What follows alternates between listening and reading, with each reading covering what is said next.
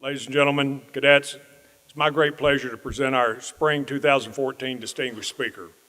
Major General Promotable H.R. McMaster is our Spring Distinguished Speaker. General McMaster has been nominated for promotion to Lieutenant General, and the Senate has confirmed his nomination. General McMaster is currently the Commanding General of the Maneuver Center of Excellence in Fort Benning, and he will assume command of the Army Capability Integration Center at Fort Eustis, Virginia in July. He's commanded at every level from Second Lieutenant to Major General. He's also done so in combat, and he's done so with distinction, leading America's sons and daughters. As a side note, he is attended and graduated from Valley Forge Military Academy. From there, he attended and was commissioned as a second lieutenant for the United States Military Academy in 1984. General McMaster holds a PhD in military history from the University of North Carolina at Chapel Hill. He's written a best-selling book that is still required reading for all senior leaders in the military.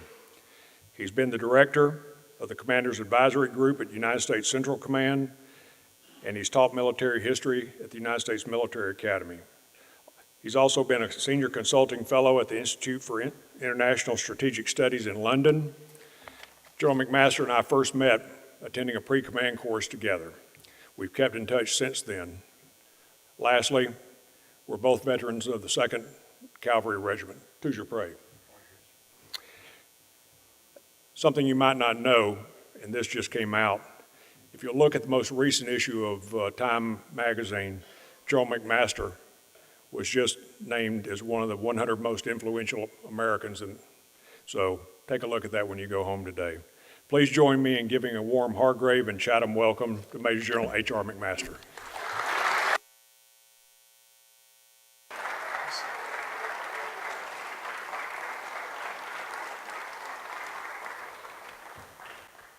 Well, General and Mrs. Broom, Colonel Cloy, Colonel Sullivan, Dr. Martin, faculty and staff, and especially cadets, what a privilege it is to be here with you, and a special privilege to be here with one of my heroes and mentors, General Broom. And I'm sure all of you recognize now how fortunate you are to benefit from his leadership and his guidance. There's nobody who I know in our Army who is more admired for his character, his leadership, his courage under fire, and it's just a real privilege to be with you. And I feel good for you guys. I'm happy for you guys because of the great environment you're in here and the great leadership you've got here at Hargrave. And so, a real pleasure to see you. I'd like to also say hello to any alumni who are here. What a great school, and it's been a tremendous privilege to be able to walk around the grounds, go to some of your classes today, and meet some of you. But really what I'd like to do is talk to you about leadership and talk to you about how experiences in leadership in combat, I think, are relevant to leadership in other walks of life. And to talk especially about how our Army, how leaders in our Army have responded to the challenges that we've encountered over the last 13 years of combat. How we adapted to those challenges, how we led soldiers and teams, built teams that were able to operate in really unprecedented environments of persistent danger for over a year. And I think those lessons are relevant to all of us. I'm going to talk about personal experiences and units that I've been in, but really, this applies broadly across our Army and really across all of our armed forces. Your generation is going to have a lot of challenges, just like previous generations have had challenges. And if you think about just our really most recent history over the last 100 years or so, those challenges have included the rise of Nazi fascism, Japanese imperialism, communist totalitarianism, and now a threat that we're facing today that I think are analogous to those previous threats. And that's the threat that comes from really terrorist organizations who employ an irreligious ideology. It has no ground in any religion. And these are essentially criminals who try to cloak their activities in the legitimacy of religion. And the way these groups operate, I think you can see a lot of consistency across many conflicts and also consistency with what really brought us into the wars we've experienced over the last 13 years, which were the mass murder attacks that occurred that killed over 3,000 of our citizens on September 11th, 2001. And if you just go to the first slide, what this slide shows is it shows an aftermath of a bombing scene in Talafer, Iraq in 2005. And as our regiment arrived there, what was happening was a really localized civil war that had pitted communities against each other. And what our enemies were doing was trying to perpetuate that violence by conducting mass murder attacks against civilians. In fact, that's how they operate in other places in the world as well. And there are a lot of other recent examples. So why do they do that? They do that because if they get people to fight each other, to conduct violence against each other, they can come in to one of those parties in conflict and portray themselves as a patron and a protector. Hey, come to me, I'll help you out. But then once they get into those environments, what do? They establish control through intimidation, coercion, murder, and brutality. And that's what we came into when we went into Talafer in 2005. These communities were pitted against each other. They had wrung the life out of the city. Now, what are some of the things they've done? Well, this is a mass murder attack in a marketplace, killed women, children, other innocent people. Other things they did is they kidnapped a 13-year-old boy, murdered him, cut him open and placed a bomb in his body and left him for his father to retrieve the body and detonated that bomb when the father got close. On another occasion, they took a 13-year-old mentally disabled girl, had her hold the hand of a 3-year-old girl, strapped her with explosives, and walked her in to a police recruiting line and detonated her. Hard to imagine, right? But this is the kind of brutality that goes on every day in many parts of the world. Think about some recent examples. Think about what has happened in Nigeria in recent days, where over 70 people were killed in a mass murder attack as well. So if you go to the next slide, I'm going to give you a handout after this, and that handout will include the testimony of a boy named Abdul Ghaffar, a teenager, maybe some of your ages, 18 years old. Abdul Ghaffar was a terrorist who we captured in Talafer, Iraq. And, you guys have it already, okay? It's the testimony of Abdul Ghaffar.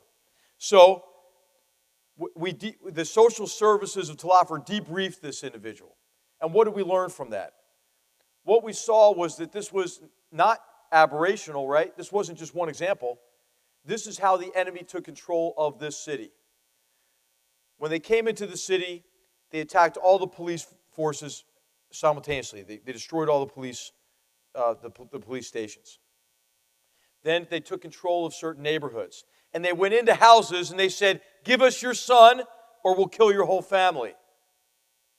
And then they took the young people away, and then they established control of all the mosques. They killed or ran off all the imams in the mosques. Again, irreligious people. These are people with 5th, 6th grade educations. And in Abdul Ghafar's case, which is similar to others, they abused him in the worst ways you can imagine. He describes some of that in his testimonial. And then they systematically dehumanized him by making him part of a beheading team, a beheading squad. So the question is, when you're fighting people like this, when you're fighting, people who are inhumane, who are brutal, murderous, nihilistic, how do you respond to that? Some people would say that the way to respond to that has got to be with more of the same, right? I mean, our enemy's unscrupulous. They have no moral values. So then we have to hit brutality with brutality. The enemy hides among the population. They commit mass murder attacks against innocents. But really, that would be the worst thing to do. What this war demanded from our soldiers, and what it will demand from our nation in the future, is that we maintain the moral high ground despite the depravity of our enemies. So in war, just like in any other human activity, it is leaders like you, what you're going to be in the future, that make clear that the ends, what you want to achieve, do not justify behavior that's inconsistent with our values. So if you go to the next slide, I'm very proud of what our soldiers were able to do under these circumstances and what our soldiers have been able to do in Afghanistan and in Iraq broadly. Despite the brutality of the enemy, our soldiers have been able to apply firepower with discipline and discrimination to protect innocents. We've been able to interact with the populations in a way that have allowed us to clarify our true intentions, counter the enemy disinformation, expose that brutality of the enemy, and then lift that pall of fear and intimidation off of populations. And we're able to do that because we stayed true to our values. How many people are studying philosophy now? Raise your hand. How many of you guys? Okay. All right, so you may recognize that Immanuel Kant said in the 18th century, who's a central figure obviously in modern philosophy, he believed that human understanding is the source of the laws of nature. And he said, treat people as ends, not means to an end. The ethics of what he called respect. The ethics of respect. And he would tell us to be honest and forthright with people. And I've got to tell you, that works. That works when confronting these brutal and murderous enemies. Utilitarianism and the thinking of John Stuart Mill. Have you guys studied John Stuart Mill in your class? Philosophy guys? John Stuart Mill, he basically said that we have to develop a positive view of the universe, place humans in it, especially as it pertains to individual freedom and well-being.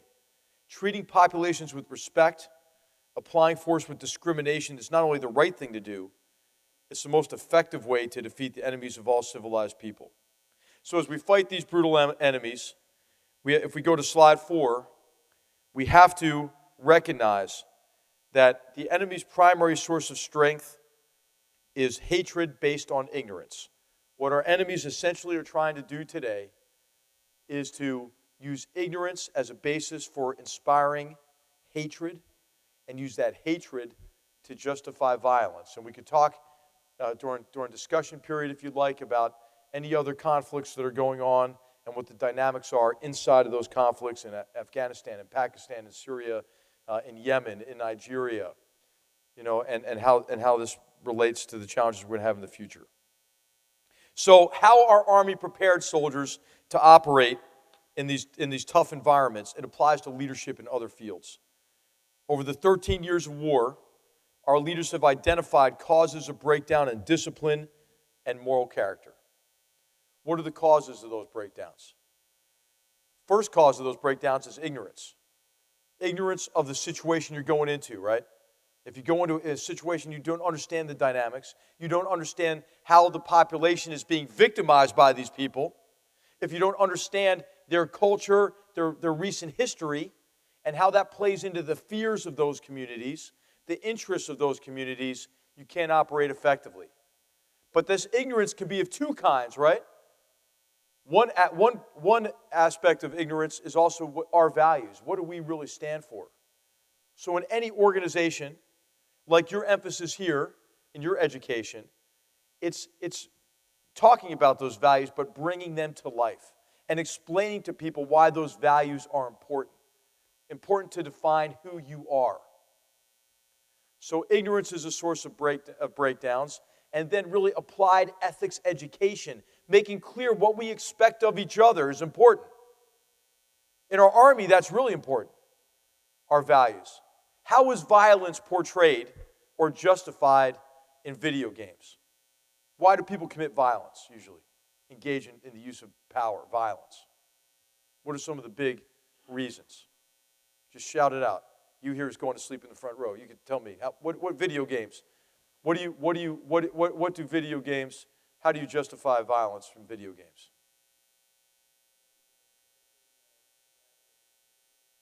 Okay. What else? What else justifies violence in video games? Money, right? Power, prowess. I'm the man, right? I can dominate the situation. Do we want soldiers doing that? What justifies violence for soldiers, right? A lawful, just mission. Fighting for each other. So ignorance is something that has to be battled so you don't have breakdowns of moral character. The second that's related to that is uncertainty. What's your role as a leader to make sure people, aren't confused by uncertain environments? It's preparing them to operate in those environments, and it's explaining to them the complexity of the situation. Leaders are also teachers and educators, and that's another important aspect of that. The third thing that leads to breakdowns in moral character and discipline and standards is fear. Fear is the worst thing that can happen to you in combat, right? You can't be fearful, right? You've got to be able to have confidence. And so what leaders have to do is inspire confidence. If people fear, combat, or if they fear failure in a certain job, they're going to do things that are unethical. So you've got to really build confidence in your organizations. And the final thing is combat trauma. The worst thing that can happen in combat is obviously seeing one of your buddies killed, right? Teams in our military, you become like a family, right? And so what you have to do as a leader is you have to be attuned to the psychological dimensions of combat. Who's studying psychology here? Anybody studying psychology? That's great. I know Sergeant Major teaches that, doesn't he? So it's important for you to understand psychology and to have empathy for other people and to understand what they're going through and to assist them through crises. So this is nothing new, right? I'm talking about the wars in the last 13 years, but there's a book that I'd recommend to you on battle across 6 centuries called The Face of Battle by John Keegan. It was written in the 70s. It's a kind of a classic of military history. And he wrote the following passage, and think about these words and what they mean. He said, what battles have in common is human. The behavior of men struggling to reconcile their instinct for self-preservation, how do I survive this, their sense of honor, and the achievement of some aim over which other men are willing to kill them. And so, really what your job is to strengthen your soldiers and strengthen your teams. So leadership. Well, how does leadership make a difference in all of this? And to prevent the kind of breakdowns that come from ignorance, uncertainty, fear, and trauma. What you as a leader have to be is really a leader who exhibits the qualities that Sun Tzu described more than 2,000 years ago. And what did he say about leaders? He said that leadership is a matter of intelligence, right? You're studying academics here. You're developing wisdom so you can make good judgments. He said, but leadership is also a function of trustworthiness. Trustworthiness is the theme that you're covering here this month, right? How do you earn the trust? Earn the trust of those who are in your organization. Leadership is also, according to Sun Tzu, a matter of humaneness, empathy for other people. Again, working on that ignorance part. How do you develop empathy for others across cultural lines within your organization? Leadership is also a matter of courage, which I'll talk a little bit more about. But it's also a matter of sternness, which you understand here in an institution that emphasizes discipline and commitment and dedication. Right? It's not, leadership isn't just all, I'm okay, you're okay, hey, whatever, it's okay with me, right? You have to establish and maintain standards. So this kind of leadership across our organization, it paid off. It paid off in being able to defeat the enemy and then also to set conditions for success longer term. So I want to show you a short film clip that shows you the discipline, the dedication and courage of our soldiers in defeating the enemy. If you run the first film clip. In Talafer, Sabre Squadron disrupted the enemy's safe haven, developed intelligence sources, and set conditions for a large-scale combined offensive to free the city from the grip of Al-Qaeda in Iraq, known locally as the Battalions of the One True God. The enemy could not afford to lose this safe haven where they incited sectarian violence and trained terrorists for employment throughout Iraq. In July, al-Qaeda in Iraq proclaimed that the Lions of Talafer would defend Talafer at all costs and repel the infidel invaders. While Sabre Squadron and an Iraqi Army brigade continued very effective reconnaissance and offensive operations in the city, the regiment and the 3rd Iraqi Army Division began planning Operation Restoring Rights, the largest offensive operation of 2005. From the 24th of August until the 23rd of September, troopers from Tiger Squadron, Sabre Squadron, Mule Skinner Squadron, Long Knife Squadron, and the newly arrived 2nd Battalion, 325th Airborne Infantry Regiment conducted one of the most effective urban offensives in recent history, defeated the terrorists in Talafer, and established permanent security for the people. Before the brunt of the fighting began in the terrorist stronghold in the Sarai district, the regiment evacuated innocent civilians and provided them with humanitarian assistance.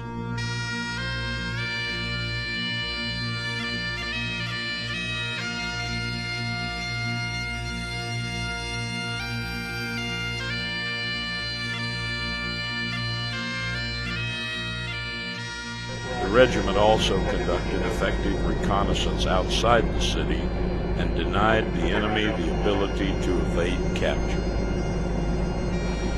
The regiment and a force of over 5,000 Iraqi soldiers killed more than 200 terrorists and captured over 800 trying to flee the stronghold that al-Qaeda had sworn they would never abandon.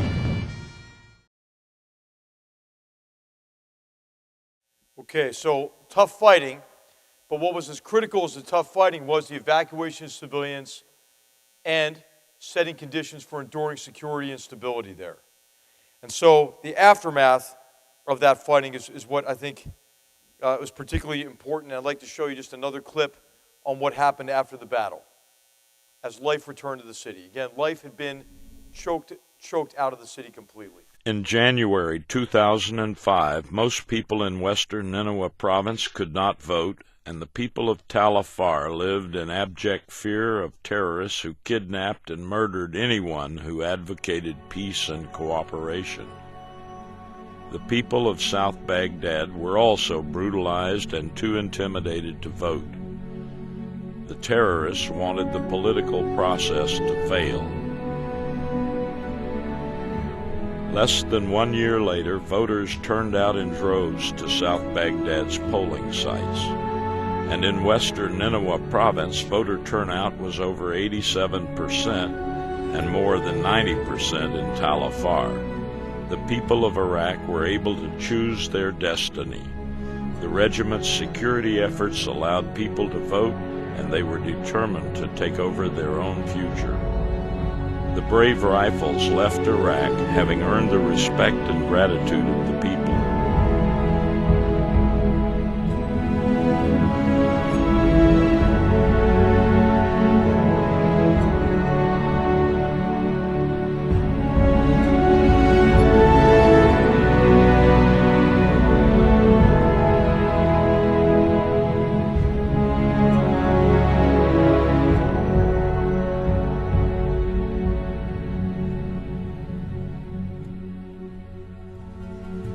In addition to bringing security to the people, the regiment completed scores of humanitarian projects, including schools, clinics, electricity, and clean water projects.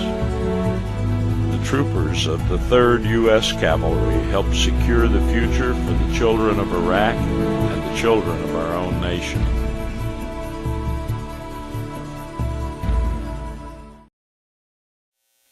Okay, well, this is to give you a snapshot into that mission. What was critical about it, again, was leadership in confronting the evil of this enemy. Leadership that was determined not to sink to the enemy's level, but to remain above it. Leadership that was based on understanding that situation, fighting against ignorance that can lead, to a perpetuation of that violence, leadership that was determined to help our unit operate effectively in an uncertain environment by explaining the situation, developing empathy for that population, leadership that was determined to build in our organization a resistance to fear, and leadership that helped our soldiers in difficult situations, as we had 42 of our soldiers make the ultimate sacrifice, and we had several hundred wounded as well. So that's the kind of leadership you're going to be asked to provide your organizations, maybe not in combat, but in any walk of life. And what Sun Tzu said about the qualities, I think, of a leader apply to you in any organization. Well, if you have any questions, I'm anxious to hear them. I'm going to put up one last slide here that shows, really another topic we could talk about, which is leadership at the national level associated with decisions that led to an American war in Vietnam. But I could take questions about that. What I'd like to do is hear what's on your minds and see where you'd like to take the discussion. Thank you. Yes. Hello, sir. My name is Captain Austin Kaiser from Bravo Company, and my question is, as we transition from a wartime army to a peacetime force, face force and funding reductions, what will be the major challenges the Army will face being prepared to engage work called worldwide? Yeah. Okay. Well, I think one of the key things is it's still unclear, I think, if we're going to transition to peace or not. We still have 33,000 soldiers deployed to Afghanistan today, although you wouldn't hear it on the news. Afghanistan is, I think, oddly enough, in the information age, it is the most underreported war in American history. And so we are at war in Afghanistan today in a place where the stakes are very high. The stakes there are very high because it's from that part of the world, really right across the border in Pakistan, and today, but back then in Afghanistan before 2001, where Al-Qaeda with Taliban support planned and then executed the mass murder attacks on our country on September 11th, 2001. If Afghanistan cannot succeed, cannot maintain its security, again, you'll have this chaotic, violent situation where you have tribes and everybody pitted against each other. And then out of that chaos, these kind of groups can establish control, in those lawless situations. And they use their control of territory and resources to organize, plan, and conduct attacks against us, and again, all civilized people. You have a further problem in Afghanistan where it's also tied to the narcotics trade, and the narcotics trade funds a lot of these groups. So you could actually get some of these transnational terrorist organizations kind of like on steroids, because they have access to that kind of funding. So I don't think we're necessarily transitioning to peace. I think we're still in a period of extended conflict, but we are not as committed overseas as we've been previously. So the key thing I think we have to do as an Army, like any organization, is to reflect on what you've learned and try to learn lessons from the most recent conflict. I think that there are 4 main lessons from the wars in Iraq and Afghanistan. That wars have to be waged to achieve political outcomes. In Iraq today, there's a return of large-scale communal violence. Why is that happening? And it's happening in large measure because military gains were not consolidated politically, And people didn't believe that they could advance their interests through the political system and that they had to return to violence. And you had extremist groups who wanted to come back in to that situation. The second key thing is that war is profoundly human. The third is that it's uncertain. And the fourth is a contest of wills. But there are 4 myths about future war that I think are gaining a lot of attention now and acceptance. The first of these is like, I would call it like a vampire, It comes back about every 10 years. And that's the belief that war can be fought quickly, cheaply, and efficiently from long distance. It's kind of like a strategic bombing theory of war. The second is that war is just raiding. Who's seen Zero Dark 30? It's an idea that that's it. You just need that one capability, the ability to conduct raids like that, and then you can solve the problem in future war. Now, that's a super important capability, and one of the reasons why we're still safe is our Special Operations Forces, but we need more capability than that. The third is an idea that we can just outsource war. We just get other armies to do that difficult fighting for us. And the fourth idea is you can just opt out of war. But actually, wars choose you, oftentimes, right? You don't get a say. So in terms of preparing for the future, I think we have to make sure we learn the right lessons from the last wars and that we don't have unrealistic ideas about the nature of future war. Hello, sir. My name is Captain Ben Dorfman. I'm the Alpha Company Commander. My question is, in the future, do you envision a major change in the mission and roles of the National Guard and Reserves? Okay, well, in the National Guard and Reserves, what's happened is the National Guard and Reserves used to be thought of as strategic hedge, right, a strategic reserve. So back in the days when we had the Cold War, if World War III happened, then we would call up the Guard and Reserves. They would mobilize, right, have a lot of time to get ready and then deploy. What has happened in the wars we've been in is they've become what we call operational reserves, which means that they have to have a higher degree of readiness and they have to be prepared to deploy more frequently for one-year tours, or sometimes less, but typically one-year tours overseas. So the question is, does the Guard remain an operational reserve? Does it go back to being a strategic reserve? I think it has to remain an operational reserve because our Army is getting smaller. Our active Army, our overall Army, but our active force is going to go from 560,000 to a force of 440 to 450,000. We're going to be the smallest we've been since before World War II. So I think that we have an issue with capacity in the regular Army, right, the full-time force, that has to be compensated by our ability to mobilize rapidly for the Guard and Reserve. So that means they've got to be at a higher state of readiness, right? Now the problem is we have to recognize Guard and Reserve, awesome capability, important for our overall national security. But there's been a tendency sometimes as budgets go down to think that the active force and the Guard force are interchangeable. They're not interchangeable, right? It's just a function of time. So we need ready forces who are ready to deploy. That's the active force. We've got to have our reserves, though, some of them at a very high state of readiness to provide critical capabilities we need early in a war. So I think the role is going to change based on the recognition of the new kind of nature of the Guard in particular, and the need for them to be at a higher state of readiness. Hello, sir. My name is Cadet Captain Kyle McFarland. I'm the commanding officer of Delta Company. My question to you is, what is the biggest threat we as a nation face as we move forward in today's world? Okay. All right. Well, like we face a number of threats, and the problem is there's not just one big threat. So I think in terms of national security, we face a threat from hostile nations, right? What are hostile nations? North Korea is a hostile nation. North Korea is a nation that has developed a nuclear weapons capability. It's a state that oppresses and brutalizes its own population. It's a state that has a hostile view of the world and the region. And it's a state that is unpredictable and is now on the third, sort of generation of an oppressive, brutal leader.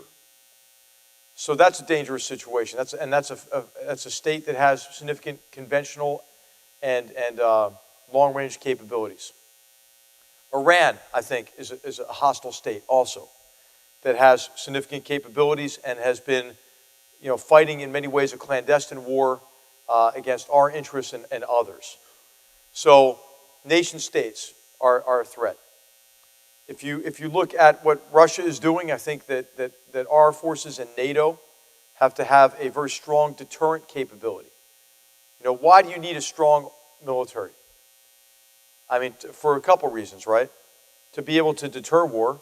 It was George Washington who said, if you want peace, prepare for war. And the other key reason is to be able to respond to crises when they happen, when your interests are threatened. Like they were when we were attacked in Pearl Harbor, like they were when we were attacked on September 11th, 2001. So you have to be able to respond to crises, defeat enemy organizations, and then also you have to be able to consolidate those gains militarily. Other threats now, though, come from those nation states I mentioned, but threats come from non-state organizations, terrorist organizations, that are overlapped with organized crime networks. And that's going to remain a threat through your lifetime and beyond. And so I think it's a period of significant danger that we're going into, and our military has to be prepared for a broad range of contingencies, and we have to be ready to respond with other nations, right? Multinational teams, because these people are threats not just to the U.S., but to all civilized people. And we have to be able to integrate what we're doing with law enforcement, with diplomacy and everything, because you don't conduct military operations just on your own, right? Okay. Hello, sir. I'm Corporal Walter Kasika from Band Company. I was just wondering, in the video, it's got different numbers than this message from the mayor of Talafer. The numbers of terrorists killed and captured are pretty different in both the video and in the message. It doesn't actually name how many innocents were killed.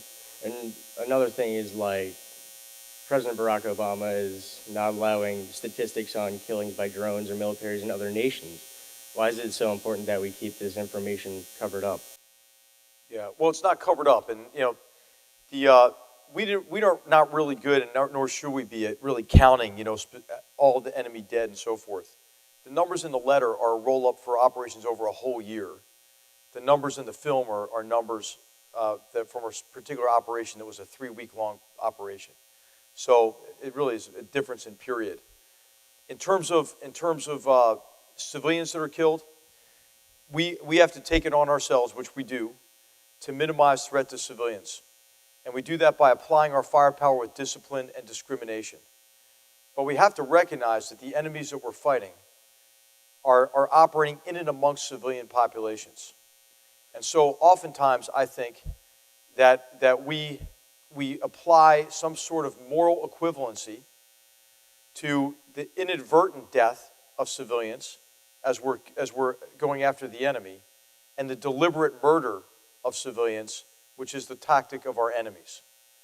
And so I think we shouldn't engage in that kind of moral equivalency, and we should place blame on the enemy in large measure for these civilian casualties. First of all, because they are responsible, for the vast majority of those casualties, and because they do it deliberately, and because the civilian casualties that do occur most often occur, because of the enemy deliberately intermingles with the civilian population. In this fight, for example, before we evacuated the civilians, which allowed us to conduct this operation with no civilian casualties, what allowed us to do that was the evacuation of the civilians from the east side of the city. I'm sorry, you're shaking your head. Were you there? Okay. So what allowed us to do that was to get all the sheikhs together and put together a plan for evacuation. The terrorist organization in the east side of the city that had prepared defensive positions and had put in over 2,000 IEDs, or improvised explosive devices, in the roads, in the buildings. They told the civilian population, you cannot leave. And they were keeping them there essentially as human shields. We got all of the leadership together from the city, and we said, the blood is going to be on your hands. You have to evacuate them now.